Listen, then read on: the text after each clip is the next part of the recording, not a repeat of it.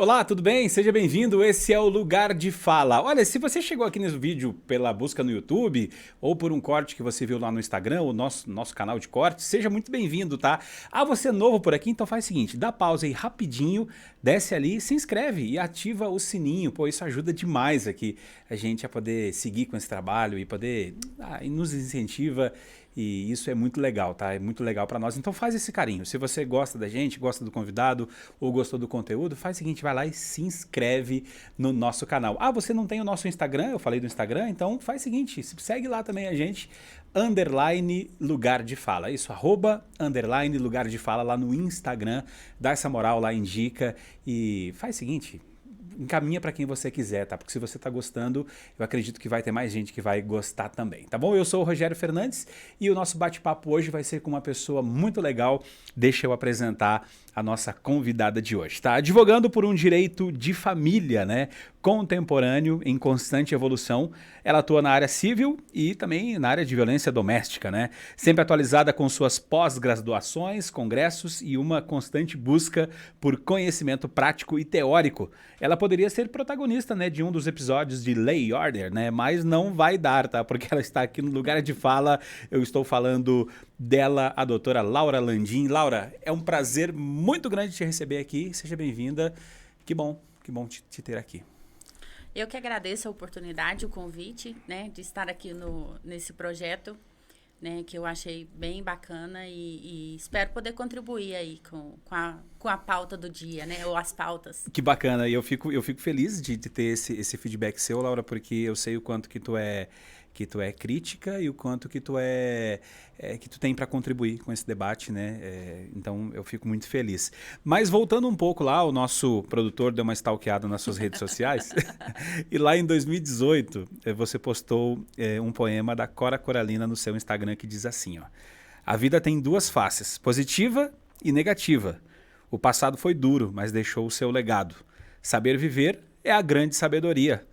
Esse é o poema de Cora Coralina. Agora, pegando esse gancho, Laura, o que que eu te pergunto assim, qual foi o legado que o seu passado deixou? Nossa, pergunta importante. Então, eu sempre, na verdade, não é um discurso que eu gosto de ficar replicando, mas de toda forma eu acho que motiva algumas pessoas e imagino que alguns possam achar necessário. Eu vim de uma família de analfabetos, né? Eu fui criada pelos meus avós eu fui motivada a me tornar advogada por uma amiga da minha mãe que chegava na porta da minha casa com um carro vermelho, unhas vermelhas, e eu achava aquilo muito empoderado, né? E aí eu vim dessa construção, né? Eu fui mãe muito nova, aos 17 anos. Hoje já tenho um rapaz de 17 anos. Então, nessa minha construção de vida, né, eu tive um legado, assim, de bastante resiliência. E aí eu acho que isso me formou a profissional que eu sou hoje e a pessoa que eu sou num todo. Assim, vamos lá. Uma família de analfabetos, imagino que pobre. Pobre. Pobre. Aí tu vê uma amiga da família chegando, assim, com a melhor parte da expressão, né? Mas aquela mulher empoderada, aquela mulher que causa inveja nas outras, né? Que tu falou, unha vermelha, né? Poxa vida, ela não lavava a louça, né? Pelo jeito, ela tinha alguém para lavar para Com ela. certeza. Tinha alguém para lavar para ela. Mas aí tu vai ter um filho aos 17 anos. Para uma menina sonhadora de hoje que está nos ouvindo, quem sabe ter um filho aos 17, a sociedade, a família, todo mundo já pega e fala, acabou. Deu para você. Deu. Esquece estudar, esquece, agora a vida vai ser cuidar dessa criança, barriga no fogão e fazer essa criança se sustentar. A Laura ouviu isso lá com 17 anos, antes de estudar? Não, muito pelo contrário. Na verdade, quando eu me engravidei do meu filho, eu estava no 3º ano. E logo em seguida, eu prestei vestibular, se eu não me engano, ele estava recém-nascido, eu estava de resguardo. Caramba, cara. Então, ele foi comigo para a faculdade. Hoje, ele lembra, assim, ele tem flashes, fala, eu lembro de quando... Então, ele foi para a faculdade. Na verdade, primeiro, meu marido entrou na faculdade, que ele também não tinha. E aí, ele fez o 1º ano e logo em seguida eu entrei. E a gente foi alternando, levando ele para a faculdade. Então, assim, eu acho que a gente pode ser muito além da expectativa do que as pessoas esperam da gente. né? Porque realmente, do cenário que eu vim, eu não teria muita expectativa. Apesar de eu ter sido atleta há muitos anos, né, eu fiz O que tu fazia? karatê. Caramba, cara, que risco eu tô correndo Fui aqui faixa agora. preta de karatê. E aí a minha resiliência foi me construindo desde esta época, né? Porque eu fazia karatê, então eu treinava muito. Quando eu fui campeã pan-americana, aliás, não fui cara. campeã pan-americana, fiquei em terceiro lugar. Top 3, velho. Top Campeão. 3, né? Na verdade, do nosso cenário de Goiás, eu fui a única medalhista. Caramba, cara. E a gente fazia uma refeição por dia. Então, naquela época, a gente fez a vaquinha, né? Saímos no ônibus aqui de Anápolis, 56 atletas, né? O cenário do esporte é o mesmo de hoje, né? E aí a gente fazia um boião, assim, durante o dia e comia no ônibus, dormia no ônibus. Enfim. A turma da farofa. A turma da farofa. E aí, mas eu tenho muito orgulho disso tudo, sabe? Assim, eu acho que também, o esporte, o karatê me fez, né? Vamos lá. Lutar Lutar no... é meu sobrenome. Justo. Agora vamos lá. Quando tu fala que o esporte tem a mesma condição de hoje, e tu fala de uma situação dessa degradante, de um atleta que tem um gasto calórico enorme, que precisaria comer muito mais do que uma pessoa normal, fazer uma refeição por dia, isso é quase que desumano por parte do governo, que era para incentivar.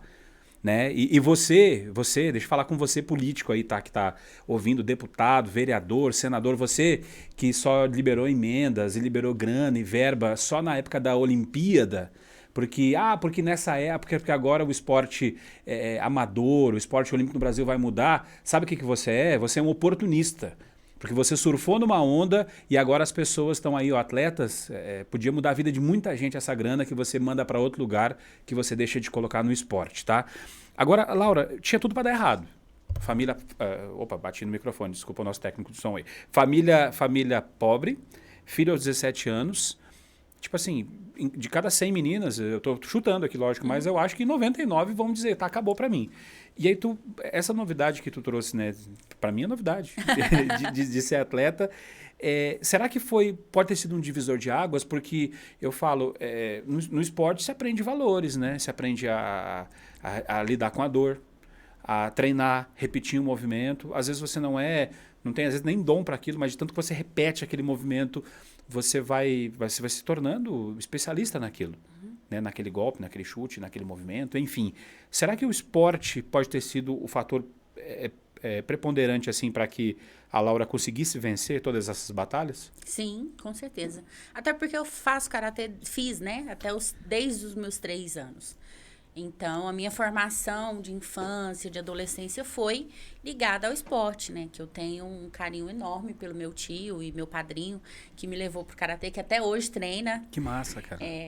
Meu tio, então, assim, ele é uma referência para mim. Tanto que o estúdio aqui fica perto de uma academia. Então, quando me mandou a localização, eu falei, não, é perto de uma academia, já sei onde fica.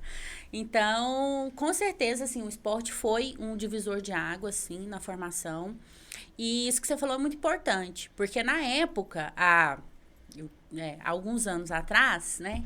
Alguns 22 anos atrás, a gente precisava de vender rifa de porta em porta para poder conseguir pagar o ônibus, para conseguir viajar, para conseguir fazer vaquinha.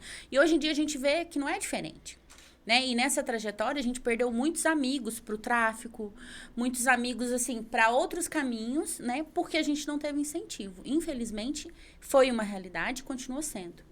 Talvez hoje, né, a gente tivesse uma outra situação econômica, uma outra situação, até inclusive relativa à pandemia, se os nossos políticos pensassem em investir nisso, né?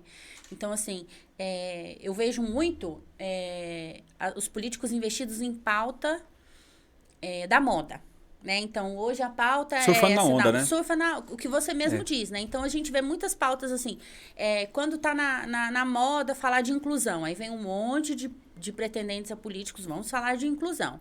Agora nós vamos falar de violência doméstica. Agora nós vamos falar... Assim, e aí vai fazendo essas pautas e não vai fazendo a formação básica, que é esporte. Para mim, esporte, hoje nós estaríamos numa condição muito melhor. Porque o esporte, ele te dá mais saúde. O esporte, ele dá mais oportunidade para as pessoas, né? Então, você pode arrumar um emprego, a pessoa pode dar aula, né? Então, assim, o esporte, eu acho que ele tinha que ser tão imprescindível quanto a saúde. Não, e os americanos usam isso de forma espetacular, porque às vezes você vai para uma determinada universidade por conta do esporte. Se aquele cara ali conseguir romper no esporte, ser um nadador, um jogador de basquete, sei lá o que quer que seja, ótimo. Mas se não der, ele teve uma formação, ele vai sair dali, sair dali um profissional, né?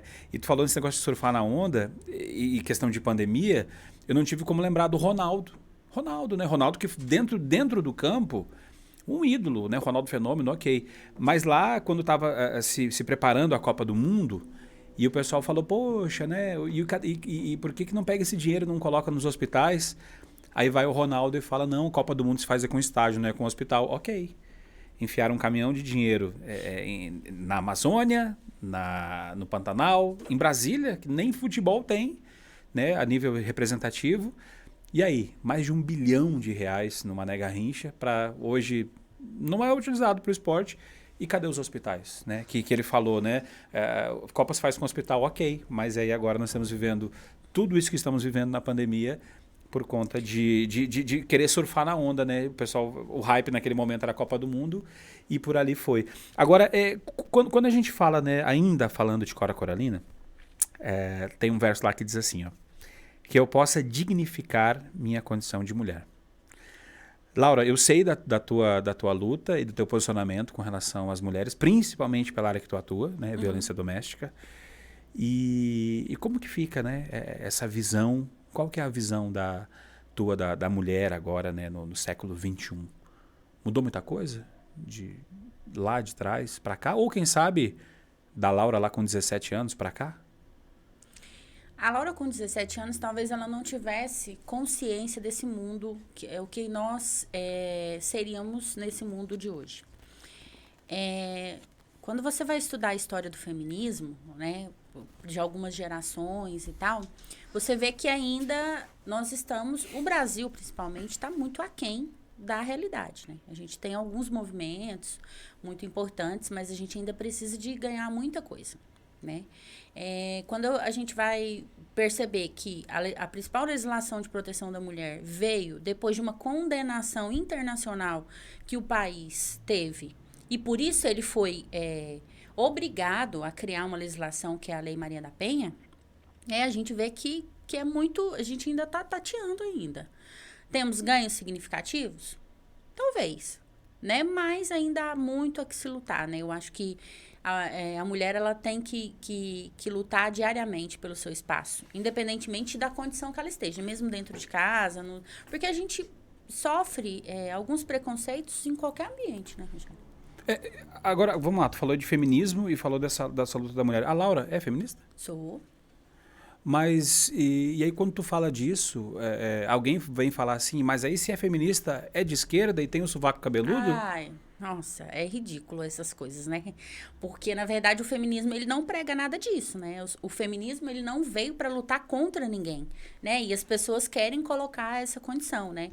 Ou criar um estereótipo, né? Você é feminista, você é de esquerda, blá, blá, blá, blá. Não é, né? O feminismo é aquilo, é a luta constante para que a igualdade, né, de forma isonômica, ela seja estabelecida no ambiente. Então, a mulher, ela não quer ser melhor que ninguém. Eu não quero ser melhor que ninguém. Eu quero ter o meu espaço com todas as diferenças que eu tenho, né? Até a gente fazendo um gancho da história anterior, por exemplo, eu e meu esposo também, ele teve filho com 19 anos. A minha história foi diferente da dele, com um filho na mesma idade, quase na mesma idade. Porque, teoricamente, a responsabilidade do filho era sua. Teoricamente, a responsabilidade do filho era minha, o cuidado era meu. Então, assim, nós temos obstáculos, né, na nossa própria construção de vida. Então, o que a mulher busca? Ela não busca ser melhor que ninguém. Ela busca uma igualdade dentro das limitações que ela possui. Só isso. Nada mais, nada menos. Peraí, mas aí beleza. O marido da Laura teve filho com 19, você com 17... o ônus de ter a criança foi da Laura. Isso, assim, aí eu te pergunto agora, porque quando a gente fala de feminismo, de direitos iguais, geralmente a gente coloca na culpa do governo. Mas isso não estaria mais relacionado a uma questão de cultura, de criação, do que algo... Tudo é culpa do governo quando o assunto é feminismo? Eu falo porque será que se eu tivesse criado meu filho para ele dividir essa responsabilidade, caso ele tenha um filho adolescente ou ali, não seria mais fácil para as mulheres? Na verdade, o governo é a consequência da sociedade que ele governa. Então, é um ciclo, né? Então, por exemplo, se você cria o seu filho de forma diferente, ele vai virar um governante amanhã e ele vai replicar aquilo que ele aprendeu. Então, na verdade, a culpa não é no governo. O governo está refletindo o povo que ele tem. Simples assim. Então, assim, na verdade, é uma culpa social ainda, que a gente ainda tem muita coisa enraizada, né? Quando a gente vai estudar, por exemplo, o divórcio. A lei do divórcio é de 1970. Até antes disso, as mulheres tinham o CPF dos seus companheiros. Caramba. Elas não tinham uma personalidade própria. Então, 1970 vai ter milhões de espectadores que nasceram nessa época. Né, e que se casaram e que as mulheres tinham o CPF dos seus maridos. E lá estava escrito, né? Então, assim, como se fosse uma propriedade dele. Sim, mas toda a construção da mulher foi nesse sentido, né? Então, elas eram para produção, para procriação, ou elas eram uma propriedade, né? Uma transferência de propriedade. Que os pais passavam para aquela outra família. Então, o patriarcado estava inserido nisso aí. Então, o que nós somos hoje? Nós somos uma sociedade ainda machista, que ainda criamos situações de machismo diariamente e que essa sociedade, elas se tornam nossos governantes. E elas vão refletir aquilo que elas estão inseridas. Vamos lá. Eu já vi situações constrangedoras de advogadas não conseguirem entrar no fórum. Eu vi isso em Brasília. Uhum. Não conseguiu entrar no fórum porque um vigilante...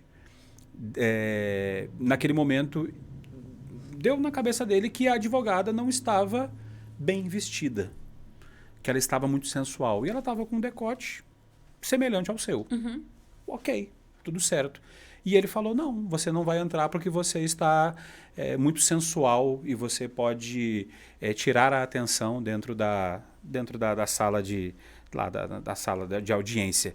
E aí, quando eu vejo hoje, vejo você, vejo a Tatiane, vejo a Rayane batendo papo e falando e fazendo lives ali no Instagram e trazendo todo um conteúdo, assim, não só para a área de mulheres, mas para a sociedade em geral, eu falo, poxa vida, será que o direito em si também não é machista? Será que só a sociedade é machista? Não seria a hora do matriarcado tomar conta desse negócio? Será que vai precisar ter uma revolução? Ou até quando que a gente vai passar por isso e ver as nossas mulheres passando por isso, Laura? Tu consegue ver a curto prazo um horizonte para mudar isso? Não, ainda não. Eu acho que ainda vai demorar uma construção grande, porque nós temos ainda uma grande maioria de pessoas machistas. E quando eu falo de machismo, eu não falo de machismo o homem. Porque tem mulheres machistas. E tem mulheres mais machistas que os próprios homens. Eu já enfrentei situações em que a mulher falou assim, olha, mas a gente tem que se portar, a gente tem que... Então, assim, na verdade, o machismo ele não está inserido no gênero masculino.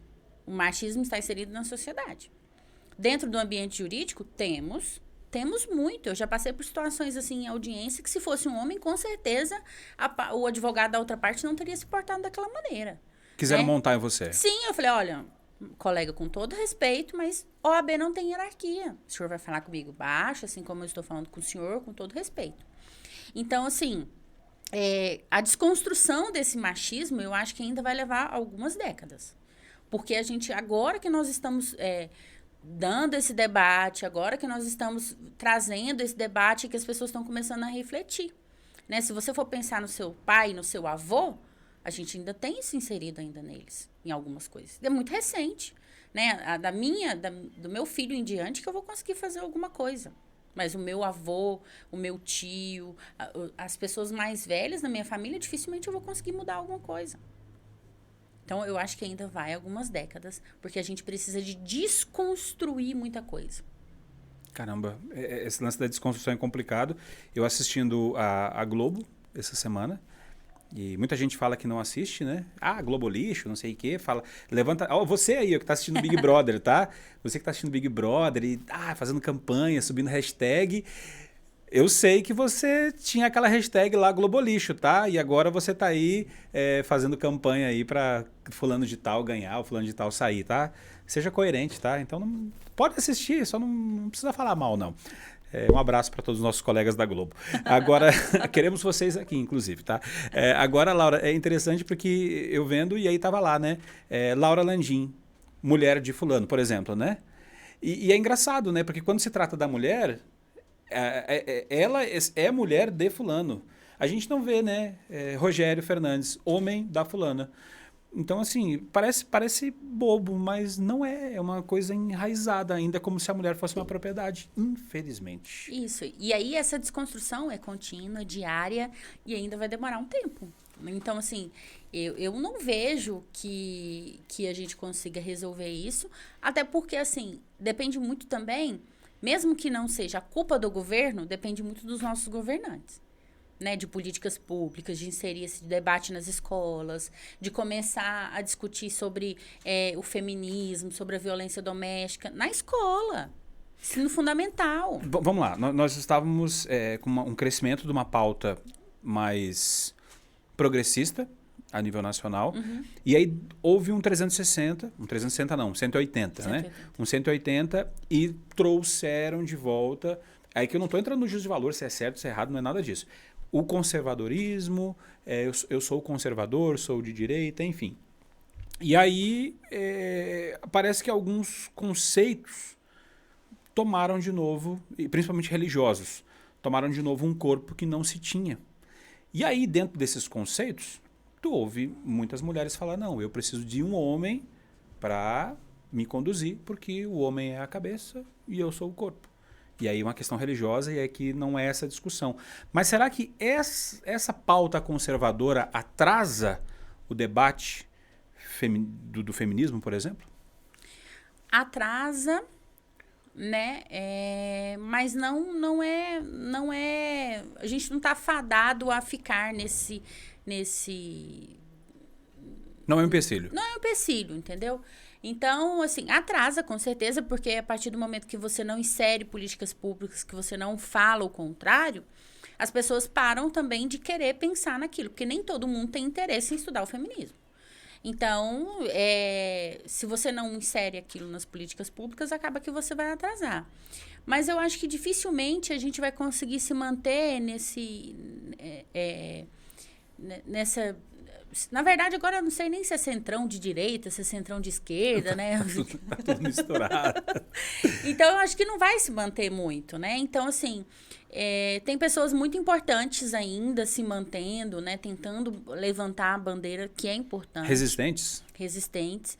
Mas vamos esperar as cenas dos próximos capítulos, né? Porque quando a gente tem uma ministra que vem falar sobre que não pode inserir, falar sobre sexo na escola, né, e tal, a gente pode trazer, né, com que esse ensinamento seja aprendido de outra forma, porque a gente também não pode desprezar que a internet está aí. Sim. Né? Então, se a escola não tem uma função de educação, mesmo que seja com pautas, né, olha, vamos falar sobre relação sexual. Essa criança, esse adolescente vai aprender em algum lugar. E, infelizmente, às vezes, eles podem aprender nos piores lugares. É engraçado que tu falou da ministra Damares Alves e ela sugerindo que para resolver o problema das meninas no Pará, que eram abusadas sexualmente, muito novas, que o problema ali se resolve com calcinhas. É só a gente fazer calcinhas e dá para essas meninas usarem, que elas usando calcinhas, elas não serão mais abusadas. Mas é muito difícil, né, Rogério? Porque, por exemplo, você vê que é uma ministra que parece que em outro país falando isso, né? Porque no Pará, a realidade, aquelas meninas, elas são comércio. Né? Às vezes as famílias colocam ela como fonte de renda. Justamente. Então, assim, parece que o governo, né, quando tem essas falas, parece que ele está lá na Europa. E ele não tem uma noção, né? Porque a gente sabe que ficam na beira das estradas, que elas comercializam o corpo, que aos 12 anos elas são iniciadas a relação sexual e que para aquilo, culturalmente, olha para você ver o tanto que a cultura é uma coisa importante. Culturalmente aquilo é normal. Porque toda família quase tem um caso, né? Toda a família faz aquilo, as coleguinhas fazem aquilo. Então, assim, e é muito, né? Quando você sobe de carro ali pro Pará, que você pega Tocantins ali... Não, você para nos postos de gasolina, você vê só menina. Só meninas, e assim... você vê que ali não é nada encoberto, não é nada escuro, nada... Ou seja, se a polícia, se o governo, se quisesse resolver, tá lá, já sabe onde resolver, é só querer. Só, mas assim, aí nós vamos pensar, como que nós vamos resolver isso? Nós vamos inserir essas crianças aonde? Né? O mercado de trabalho lá é muito escasso. A realidade educacional lá é muito escassa. Então, assim, a hora que a gente vai pensar, não é assim, vamos tirar da prostituição infantil. Vamos, claro que tem que tomar uma política, mas eu vou inserir essa adolescente aonde? E será que aquela família quer que isso resolva porque vai perder uma fonte de renda? Justamente, né? Hoje eu estava lendo um caso em que a mãe, né, foi no escritório de um advogado pedir defensoria porque a filha dela estava acusando o padrasto de sexo. Mas, assim, ela queria defender o padrasto. Caramba! Né? Por que a menina estava fazendo aquilo, naquela coisa? Se ele tinha casa, se eles davam um carro. Então, assim, a gente tem que mudar a cultura. É lá na raiz do problema, sabe? A gente não tem que pensar assim, vamos fazer isso. Quando tu levanta essa questão de uma mãe querer pedir auxílio porque a filha tá com o padrasto, mas aí ela quer livrar o padrasto porque a filha que tá errada. Eu pergunto o seguinte, olha, a gente sabe a dificuldade que é, às vezes, coletar prova. É muito difícil. Toda a situação tá ali, a gente sabe, porque não somos bobos, que houve um crime, mas o tal do princípio lá, né, do in dubio pro réu. É algo que se, né, que eu te pergunto assim, ele é algo que se presta mais a inocentar inocentes ou a inocentar culpados? Porque se não tiver prova suficiente, às vezes deixa de ter uma condenação por conta da dúvida, né? Isso ajuda mais quem é inocente ou acaba livrando a cara de culpados safados que, sabendo que não vai ter prova, acaba usando isso, né? E será que colegas seus também usam isso? Advogados? Então, Rogério, no sistema penal brasileiro atual nosso, ele tem esse favorecimento, né? Quando a gente vai pensar num caso concreto, por exemplo, de um abuso infantil, um abuso sexual, eu não estou falando para você casos estatísticos, isso é caso concreto, né? Caso em que eu acompanhei no escritório. Você leva entre a primeira denúncia e a perícia, ML, por volta de uns 6 a 8 meses. Como que vai ter prova? Não encontra nada. Não encontra nada. E aí, na dúvida, vem essa questão, né? Então, por exemplo, se não houve uma fissura, se não foi pego em flagrante, até você conseguir fazer uma perícia, já passou vários meses. Então, a gente tem uma realidade hoje de investigação, especificamente, né, nesses casos, em que a gente esquece um pouco o melhor interesse da criança. Porque teria que ser... A gente tem prevalências de princípios, né? Esse indúbio pro réu, ele é um princípio. Mas a gente teria que ter a prevalência predominante do melhor interesse da criança. Então, na dúvida, teria que priorizar a criança. Só que o sistema, o déficit de funcionários, porque se você for pensar hoje, essa cidade desse tamanho, nós temos uma delegacia de criança e adolescente. Quase 400 mil habitantes, mas aí tem casos que vêm de outras cidades. De outras cidades, porque a gente atende aqui Corumbá, Pirenópolis, enfim. Então, a gente tem uma delegacia, né, com pouquíssimos servidores. Alguns, por conta da pandemia, estão em home office. Então, assim, a delegada lá faz o que pode, o que não pode, mas não tem pessoal. E aí, o que acontece? É isso que a gente vai fazer um link com o que a gente falou no começo. Cadê as políticas públicas para incentivar isso? Porque se a gente for pensar em abuso, em prostituição infantil, a gente tem que pensar em toda a zona, uma rede de apoio. Então, eu não tenho só que investigar e punir o cara. Eu tenho que dar um apoio psicológico para aquela criança. Hoje, se eu não me engano, tem um psicólogo lá na delegacia e alguns psicólogos voluntários. Então, não adianta eu investigar o crime e punir o infrator. Eu tenho que apoiar a família, eu tenho que apoiar a criança. Esse próprio infrator, se ele não é reincidente, ele também... Então, assim, a gente tem que pensar numa rede. Né? Então, assim, na verdade, a gente pensa só na ponta. As pessoas pensam lá na ponta. Mas as pessoas não pensam na rede. Mas sabendo que há esse princípio, né, do indúbio pro réu, que na dúvida não se condena, eu pergunto, a Laura é diferente de outros advogados, colegas, que sabendo que houve um crime, sabendo que está lá a situação, mas sabendo que, olha, como eu sei que não vai ter prova aqui, é só a questão monetária, financeira, ou tu já teve casos assim que você falou, não, peraí, isso aqui, por princípios meus, eu não pego? E eu pergunto, tem colega que pega? Tem colega que pega, eu não pego. Eu não atuo no criminal propriamente dito, né? Assim, o criminal, crimes, eu não atuo. Eu tenho atuação em abuso, violência doméstica, esses outros crimes relacionados a vulneráveis. Esses eu atuo. Eu acho que dinheiro nenhum compra sua moral. Então, eu não atuo. Se houver qualquer indício, eu já abandonei caso em que eu vi que no indício o abusador era o contrário, né? O que estava tentando me contratar e eu não pego. Eu acho que nada paga a minha moral. Justamente pela minha construção de história, por toda a resiliência, né? Assim, eu não cheguei até aqui para ser paga. Então, não paga. Eu tô lembrando de uma cidade, tá? Do tamanho de Anápolis, só que não é Anápolis, uma cidade assim que está entre duas capitais, ajudou a construir duas capitais.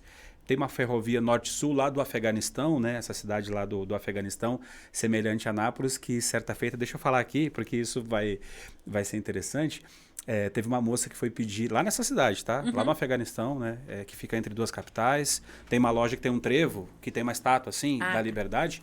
E essa moça foi lá pedir uma ajuda para um vereador, né? De tijolos. E esse vereador foi e mostrou as partes para ela. E o advogado que foi defender depois falou, não tem prova. Esse vereador lá dessa cidade, lá no Afeganistão, ele já tem histórico. Todo mundo sabe. E aí, assim, a gente sabendo de um abuso, que não deixou de ser um abuso, só que por não ter prova... essa moça corria até o risco de ser processada por estar levantando ali calúnia e difamação. Então, para o vereador dessa cidade lá do Afeganistão, um abraço para você, tá? Crie vergonha na sua cara, tá bom? Você sabe com quem que eu estou falando. Até porque a nossa audiência chega lá no Afeganistão. Mas assim, Laura, eu fico pensando, sabe o quê? Quando a gente, né, tem gente que começa a estudar direito penal e sai por aí... vociferando assim que, não, só há crime se houver uma lei que defina, né? Só há crime se houver uma lei que defina. Mas eu fico pensando o seguinte, todo mundo que está preso porque cometeu um crime. Se está preso porque cometeu um crime, tem a lei que o defina. Faltam leis ainda para alguns tipos de crime? Ou falta aí cumprir essas leis? Falta ter um sistema que socialize realmente as pessoas. Leis a gente já tem para tudo, né? Hoje a gente tem... Na verdade, o Brasil, o sistema de legislação do Brasil é um dos melhores do mundo. A gente tem lei para tudo hoje. Lei de trânsito, lei da mulher, a própria lei de alienação parental é um dos países que tem pioneiros, né, essa lei. A gente já tem lei para tudo, praticamente, né? Não falta lei, falta um sistema carcerário que ressocialize, políticas que ressocializem, voltando lá atrás que a gente falou. Falta investimento nas crianças. Talvez se investisse no esporte, nós teríamos menos criminosos, menos pessoas dispostas a abusar as outras. Entendeu? Então, assim, a gente está precisando de políticas públicas que façam o que tem que ser feito. Que peguem as verbas e invistam onde tem que ser investido, porque a partir do momento que a gente diminuir o sistema carcerário, a gente vai conseguir realmente fazer o que tem que ser feito. E sobre esses abusos que você também mencionou, uma pessoa também me procurou Lá do perguntando, Afeganistão? Nossa, que coincidência. me perguntando se eu teria coragem de defender alguma nesse situação. Eu não defendo. Porque, o que acontece? Eu não tenho filha mulher, mas eu poderia ter. E eu fico me imaginando uma filha mulher passando por uma situação dessa, se fosse minha filha. Então, eu acho que a gente tem que se colocar no lugar do outro. Eu não faço com as pessoas aquilo que eu não gosto que fariam comigo. Caramba. É assim, como diz um amigo meu, azedar o capim do bucho. Porque, assim, são casos escabrosos que a gente fica pensando como que alguém... E tem gente que defende, né?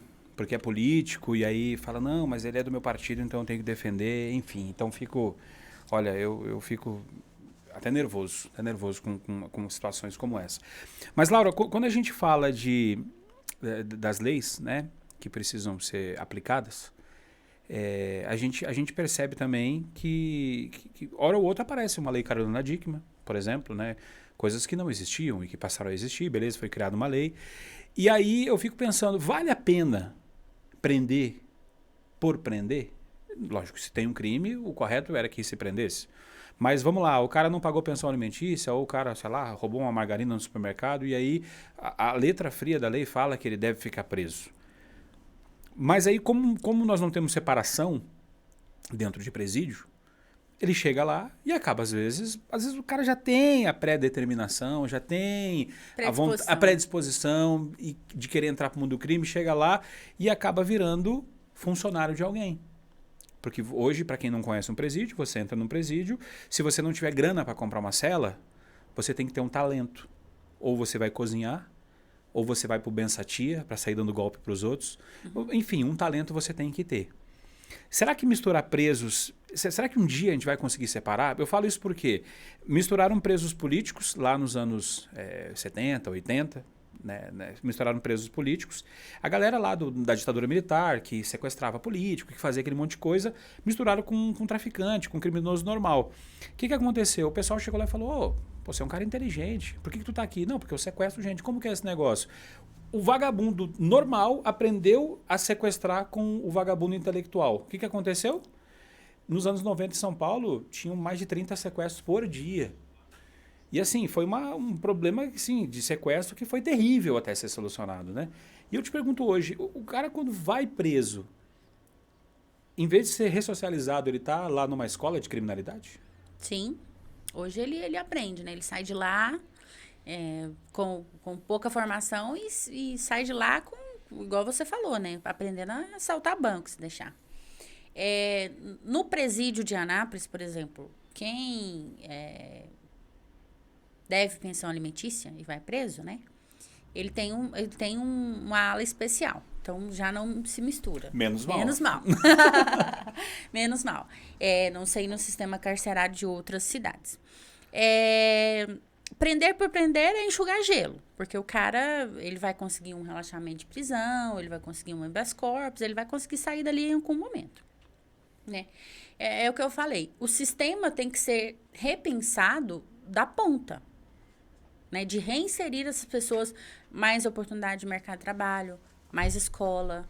Porque uma vez iniciado no crime, dificilmente a pessoa vai querer sair disso. Porque o crime, ele é muito fácil.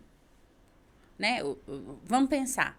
A pessoa quer acordar todos os dias, pegar o ônibus, ir lá pro DAIA, acordar às 5h30 da manhã, voltar às 7 horas da noite, para ganhar um salário descontado, vai ganhar 800 e poucos reais. Ele paga 700 de aluguel, mais 100 de água e luz. Cadê o restante do dinheiro? Enquanto que se ele fizer um corre, ele consegue esse dinheiro em um dia. Né? Então, assim, o que tem que mudar? Quando tu fala isso, para quem chegou e ligou bem nessa hora, tu tá dizendo que o crime compensa? Não, eu tô dizendo que o crime é mais suave. Do ponto de vista econômico. Mas não do ponto de vista moral. Mas ele é mais suave. E aí, se tiver um advogado bom, consegue protelar e empurrar com a barriga uma pena, acaba que se o cidadão não tiver muito bem definido a sua moral, ele pode ser seduzido pelo mundo do crime? Sim. Sim. Quando eu te falei no início que eu perdi pessoas, a gente perdeu pessoas, eu perdi pessoas da minha família, né? Por isso, era um excelente atleta. Excelente atleta. Seria atleta de Olimpíadas, fácil, né? Mas infelizmente foi levado à paixão do crime, que era muito mais fácil, né? Na verdade, não é o viável, não é o ideal, não é o recomendado, né? Porque vou complementar, porque senão o povo vai achar que eu tô, né? Mas, em alguma realidade social, que às vezes a pessoa não teve acesso à escola, não teve acesso a nenhuma outra coisa, é uma opção. O Mano Brown lá em Nego Drama, né? Quando termina ali quando o Ed Rock termina a parte dele e vai o Mano Brown, ele fala crime, futebol, música, caralho, né? Eu também não fugi disso aí.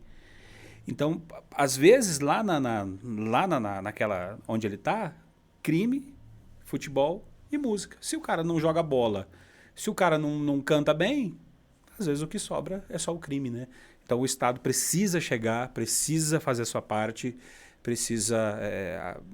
tem que acabar com isso aí, como diz, né, um presidente de um país lá da Ásia, né? Agora, momento polêmica, Laura. Mas... Doutora Laura, advogados são doutores? Ou é doutor só quem fez conseguiu um título através de um doutorado de fato? Então, você quer que eu seja advogada de defesa ou de acusação? Então, nós temos uma lei, né, lá de Dom Pedro II, que fala lei nova. Que trouxe essa titulação, porque era, naquela época, né, doutores, eram os médicos, né, e os engenheiros e os advogados, né? Mas por uma titulação acadêmica, o advogado não é doutor. Então, eu te trago tese para os dois lados. Sim. Eu, necessariamente, pode me chamar de Laura, Dona Maria, Dona Joana. Pagando meus honorários, pode me chamar do que quiser. E eu não faço questão.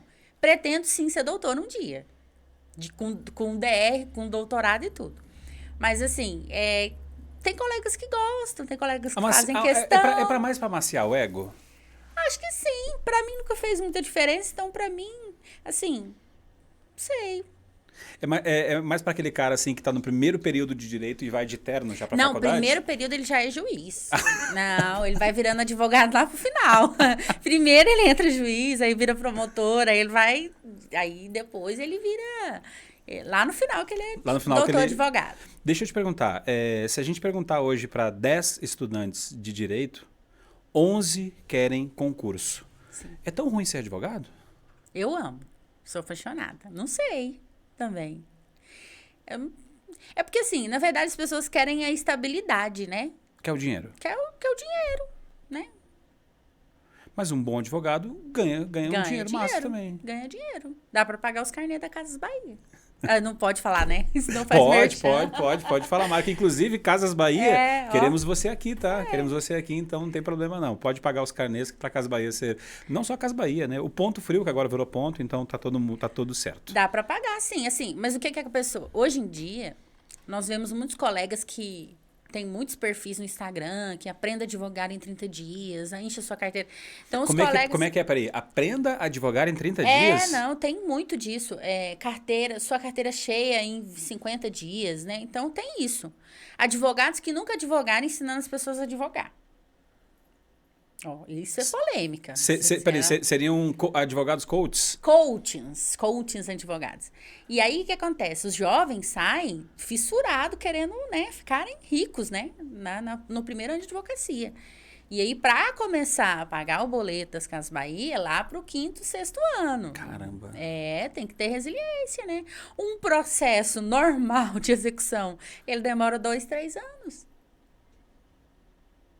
Então, vamos lá. Então, ser advogado é saber que você vai terminar um curso, vai ter que correr para fazer um exame da ordem, que tem muito cara bambambam que não conseguiu ainda ter a carteira da OAB, e aí se acha gostosão e não consegue passar na OAB, ok. E aí, depois disso, você vai começar a ganhar dinheiro lá depois de 2 anos. É por isso que muita gente vai para o trabalhista, porque teoricamente é mais rápido?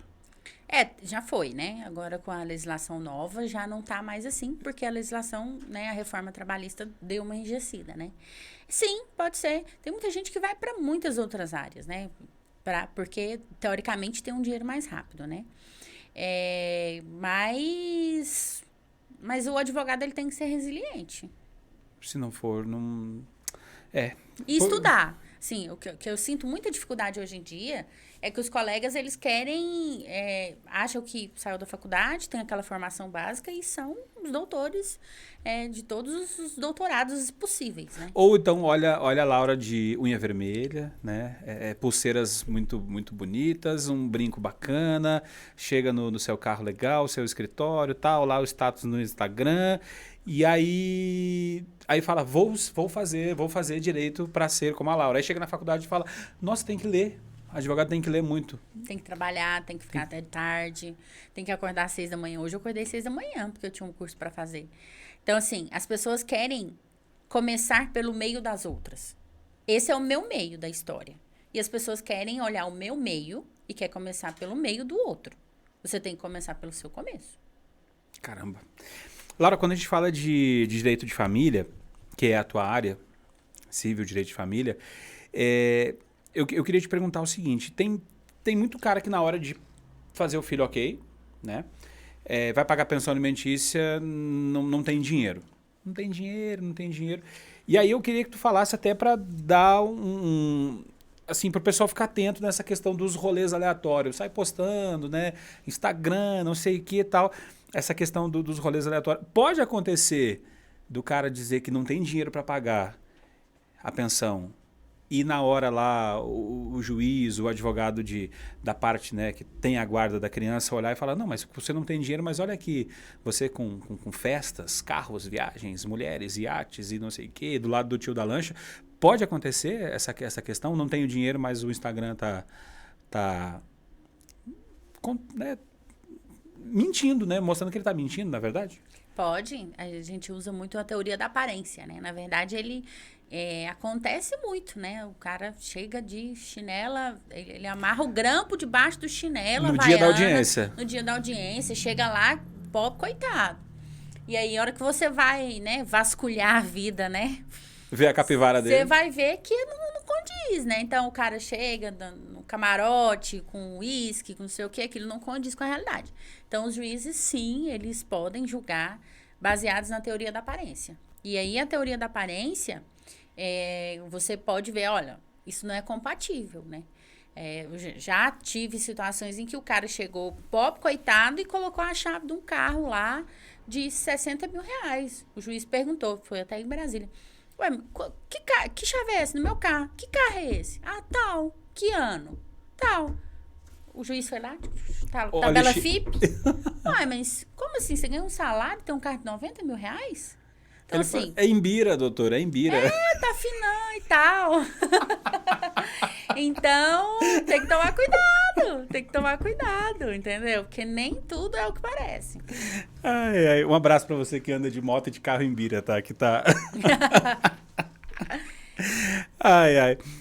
Quando a gente fala aqui de justiça, e aí tu falou lá atrás que a justiça é lenta, que, né, o advogado vai ganhar dinheiro depois lá na frente, porque o processo é lento.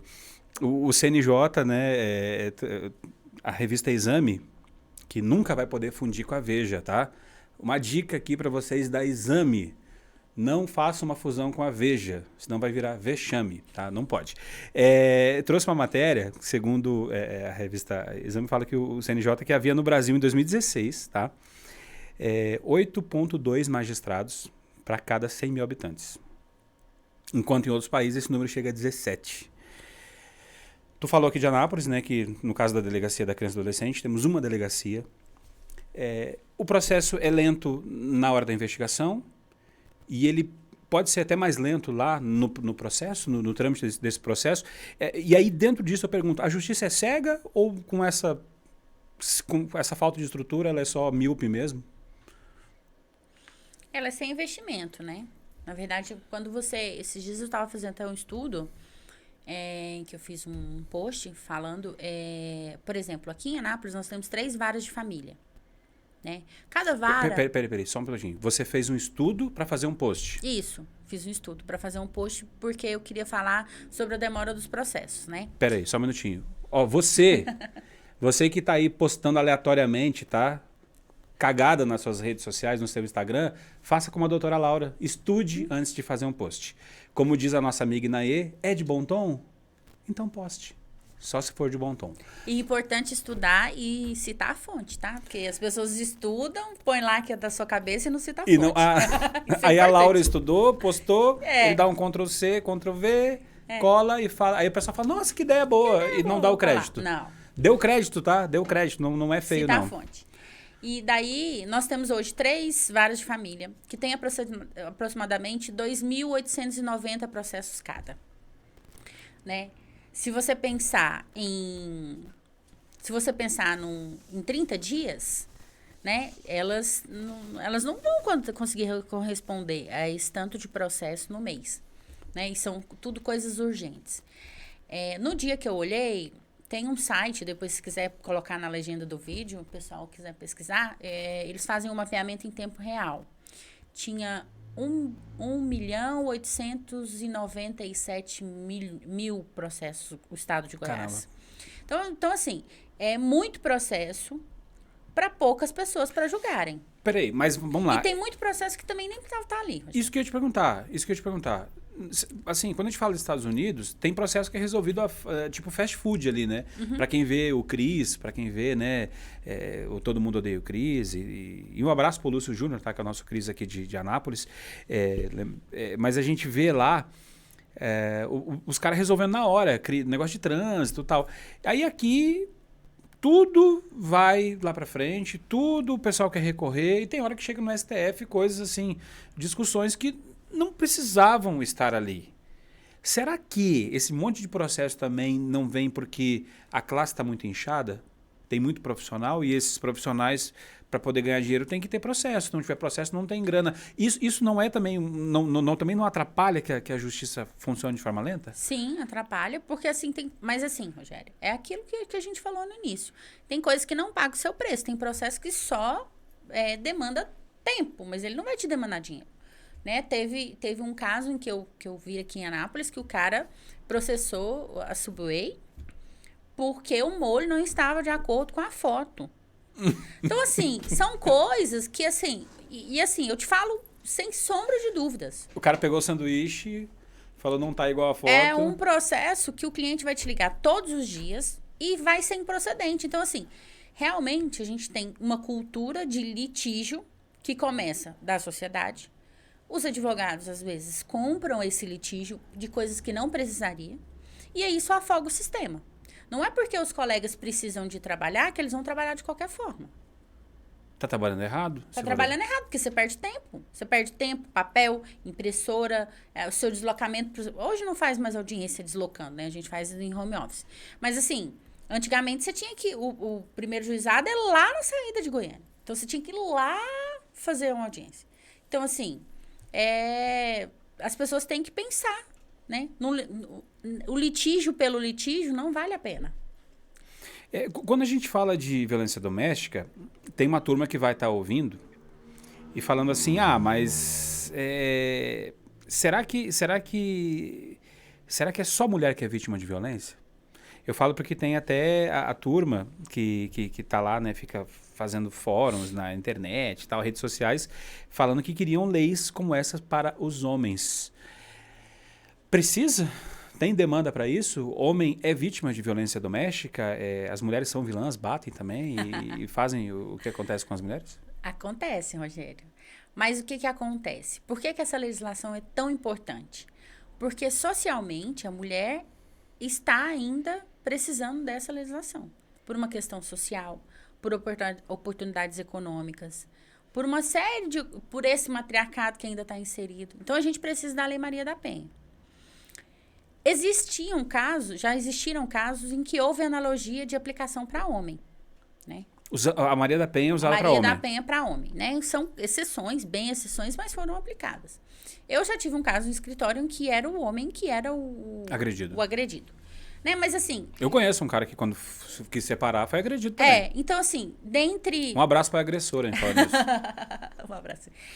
Assim, então, mas se você for pegar, para fazer uma coleta de dados, se você pegar de 10 casais agressores, você vai pegar um que é o homem que apanha. E por uma questão de força física, por outras situações, o homem ele conseguiria se defender mais dessa condição, né? Porque ele está economicamente menos dependente da mulher, porque ele tem mais força. Então, assim, não precisa de uma lei dessa para o homem, porque já tem a lei de lesão corporal, que se enquadra perfeitamente. Ele só não vai conseguir... Ele pode conseguir até uma medida protetiva. Então, ele pode ir lá na delegacia e falar, olha, tá, homens, fui agredido pela minha companheira, eu quero fazer um TCO e pedir uma medida protetiva. Não precisa da gente criar lei, é isso que a gente tá falando. Senão a gente vai amontoando leis, né? Aí a pessoa que passou na rua, eu quero uma lei, porque eu... Entendeu? E só no Brasil que tem, né? Esse chavão que fala, será que essa lei vai pegar? Pô, lei é lei. Lei era para pegar e pronto, né? Agora, até falando de violência doméstica, quando a gente fala de medidas protetivas, a gente sabe que já aconteceram casos de mulheres serem assassinadas ou agredidas com a medida protetiva dentro da bolsa. Na mão. Na mão, né? Acontece demais. Agora, com o agressor dentro de casa, na pandemia, muitas mulheres têm até o medo de fazer a denúncia. Tanto é que vereadoras, né, da nossa cidade, vários movimentos pelo Brasil têm aquele lance do X vermelho na mão, tal, para você ir fazer a denúncia, porque às vezes você não consegue fazer, porque o agressor está ali. Na prática, né, há uma garantia de proteção por parte da justiça ou por parte né, da máquina em si que faça com que diminua o problema da consequência lá, que geralmente é uma agressão física muito forte ou até morte dessa vítima? Na prática, a gente precisa de evoluir muito. Anápolis tem um sistema pioneiro hoje. A gente tem o Centro de Referência da Mulher, a gente tem a Casa Abrigo, a gente tem uma estrutura para acolher. Sobre ter a medida protetiva e morrer com ela na mão, isso a gente ainda acontece, né? Infelizmente, é uma realidade.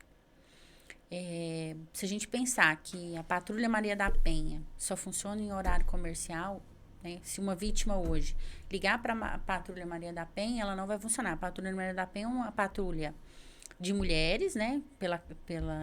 Um projeto que está com a capitã Daiane, em que mulheres vão atender vítimas de violência, né? E em casos de urgência, né? Em casos urgentes. Então, assim, a delegacia da mulher não funciona no final de semana. Vamos lá. Então, se a mulher for agredida em Anápolis durante a semana, horário comercial, ela vai ter um atendimento especializado e que sabe o que está acontecendo. Isso. Se ela for atendida de madrugada, final de semana, corre o risco de ela ser atendida por um machista dentro de uma corporação? Sim, corre o risco dela nem conseguir registrar o TCO. Corre o risco dela ser recebida na delegacia e falar assim, olha, volta na segunda-feira para registrar na delegacia especializada. Caramba, cara. E corre o risco também dela chegar na especializada e não conseguir registrar. Então, assim, a máquina, tudo ainda, a engrenagem ainda não bate, Rogério, assim. Mas será que também não falta força de vontade? Querer resolver? Tem hora... Porque se a pessoa chegou ali, pronto, para resolver, não falta força de vontade? Falta querer resolver o problema? Sim, falta, eu acho que nesses casos falta até empatia, sabe? Assim, o cara foi treinado a direcionar para a delegacia especializada. Tipo assim, passa o pepino para frente. Entendeu? Porque vai ser remetido e tal. Então, se for flagrante, eles vão registrar. Agora, se for uma coisa assim, uma ameaça, alguma coisa, olha, segunda-feira você volta para a delegacia especializada. Né? E se ela também não tiver prova, acaba que ela também quase não vai conseguir fazer nada. E aí volta naquela conversa lá atrás. E aí a gente volta, a gente é quase que um círculo vicioso, assim, né? Caramba. Laura, durante a pandemia, muitos casais foram obrigados a conviver junto. 24 horas, né? E aí o número de divórcios aumentou, foi lá em cima. Mas também tiveram casais que se Acoplaram. apaixonaram ainda mais e falaram, cara, olha que mulher incrível que eu tenho do meu lado, ou que homem incrível que eu tenho do meu lado.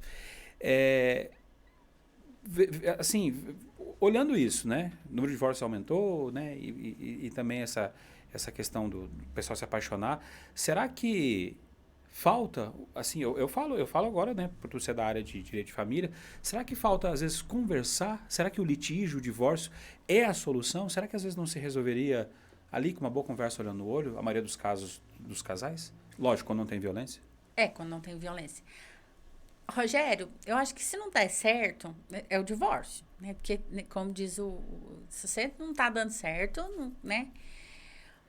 Até que a morte ou o divórcio ou separe. Ou separe, né? Então, assim, acho que a pandemia, ela foi boa e foi ruim, né? Trouxe um número crescente de divórcios, mas, na verdade, a pandemia, ela não trouxe um número crescente de divórcios. Na verdade, a pandemia, ela só chancelou o que já estava em construção. Então, aquele casal já estava ali capengando, já estava... aí juntou, falou, não, agora realmente não dá. O diálogo sempre é a melhor alternativa, né? Eu, enquanto advogado familiarista, e prego isso, falo, olha, quando volta, mesmo com, né? Não vou dar mais entrada no divórcio, eu acho bom.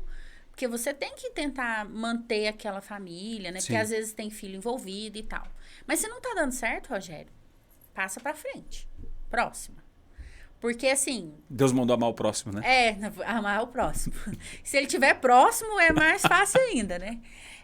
Então, assim, se o casal estiver realmente imbuído em melhorar, em querer viver bem, desde que não tenha violência, que tenha, né, um ânimo, né, de viver bem, tranquilo. Agora, se não tá dando certo... Vamos seguir o mandamento de Deus. Assim, é burocrático separar? Hoje eu falo de fazer divórcio. Ou é possível ir no cartório, fazer o divórcio ali mesmo e já sai os dois ali, faz o perfil do Tinder e já coloca lá, buscando novas amizades? Novas amizades. Se você não tem filhos menores, se você não tem filhos menores, né, você pode fazer no cartório. Mas isso tem que ser acompanhado de um advogado, né? Porque a minuta tem que ser trazida pelo advogado. Para que tenha todos os direitos resguardados ali.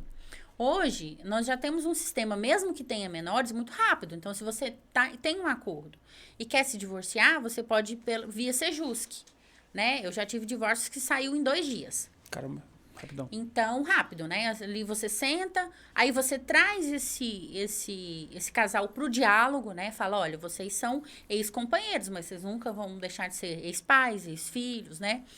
Vamos conversar sobre isso. Isso é a função de um advogado também, né? Porque, para mim, não é vantagem ficar litigando. Fala, olha, vamos conversar, né? Sim. Então, o próprio Código de Processo Civil hoje já traz essa mediação, essa conciliação. Então, você consegue ali sair daquela situação em 1 semana. Caramba, então é rápido quando se quer fazer rápido. Quando se quer fazer rápido. Mas, às vezes, Rogério, as pessoas brigam porque ela quer manter aquele contato. Às vezes o divórcio ele demora 3 anos porque a pessoa quer manter aquele contato. E o divórcio é a maneira com que ele consegue chegar nesse objetivo. Aí ele usa o advogado, ele usa o juiz, enfim. Então, às vezes, a pessoa ainda tem um sentimento ainda pela outra, né? E aí ela quer manter aquele contato. Aí ela usa todo mundo. Mas eu odeio ele, eu quero matar ele, não quer nada. Tá ali, ó. Tá ali, ó. Manda uma motivação. Tá ali, apimentando um possível retorno do relacionamento. Então... Não, mas às vezes não quer nem retornar. Às vezes é porque faz sentido para ela se manter perto da pessoa, entendeu? Então ela fica usando aquilo ali para todas as ferramentas. Você que fica aí enchendo o saco do seu ex, tá? Vai fazer terapia. Não é feio, não. Busca ajuda. Busca um psicólogo, busca um psiquiatra, busque ajuda e pare de dar tanto serviço para os advogados. Não deixar de dar serviço para o advogado, né? Não ficar enchendo o saco do advogado. Resolve o problema e pronto, acabou. Laura... Se você não conseguir na terapia, procure um advogado. Laura, prazerzaço te receber aqui. Muito bacana o bate-papo e eu gostei demais. Espero que tu tenha gostado. Gostei sim, gostei bastante, né? Quero parabenizar vocês pelo projeto, tomara que seja um projeto crescente aí e que vocês tenham a oportunidade de fazer esses debates, porque eu acho que o debate ele engrandece qualquer pessoa, né? E talvez um minutinho do que a gente falou aqui serviu para alguém nessa tarde ou nessa noite ou no momento que essa pessoa for assistir esse vídeo. Tá certo. Obrigado para você que chegou aqui nesse pedaço do vídeo. Você que gostou, tá? Encaminhe para quem você gosta, para quem você acha importante esse bate-papo. Se você ainda não é inscrito no nosso canal, se inscreva no nosso canal, dá like lá, ativa o sininho. Isso ajuda demais aqui para que a gente possa cada vez mais fazer esse trabalho, tá? Trazer essas discussões e conversar. Afinal de contas, né? Aqui é o lugar de fala, para falar mesmo, tá bom? Pessoal, valeu, obrigado, até uma próxima. Fiquem todos com Deus.